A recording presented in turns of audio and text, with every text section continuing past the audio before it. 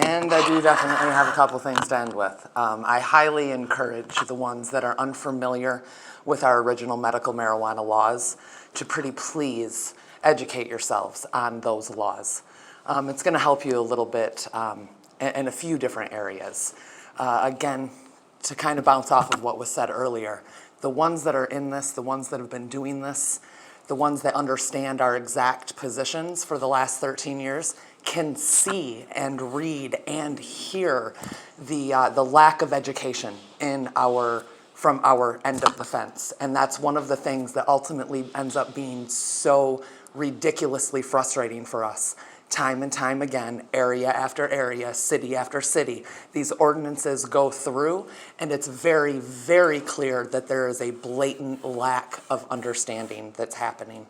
I do appreciate the way that this has came around in a sense. I apologize that we have to keep speaking up loudly to get you guys to hear us, whether we're in this area or another. Honestly, this has been the absolute worst area that I've been attached to as far as pushing this forward. We shouldn't have to yell to be heard. We shouldn't have to disrespect you to feel as though we're being respected in the process. I'm going to echo the reason that we'll probably see even more people from different area in the following meetings is because these ordinances very much so trickle into the other areas that we live, that our patients may live, that our other caregivers may be attempting to grow in.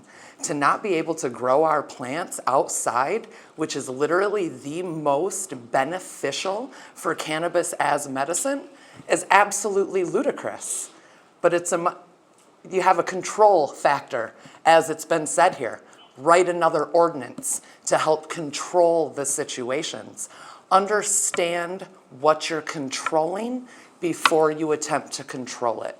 I mean no disrespect here with anything that I've said last meeting or this meeting, but when we continuously have to stand up and fight for our rights, the gentleman that spoke earlier was correct. We stand up and we fight. And we will continue to come out in numbers. Why wasn't anybody here in the beginning phases? Because nobody was aware of what was going on in this area until the word started trickling out, thanks to Jen, Buddy, Eric Gunnels, getting the word out as to what was happening in this area. Now your meetings are starting to grow. They're going to continue to grow if we don't have an understanding. The MMM Act, the law, our caregiver laws in the state of Michigan will ultimately help you with that. Attorneys are great. I mean no disrespect, but please have some meeting with some cannabis attorneys that understand our laws. You know, even though I'd like to listen to you all night long, thanks, but we gotta stop. My time is up. My time is up. Thank you, sir. Thank you. Yeah, you're very welcome, buddy. So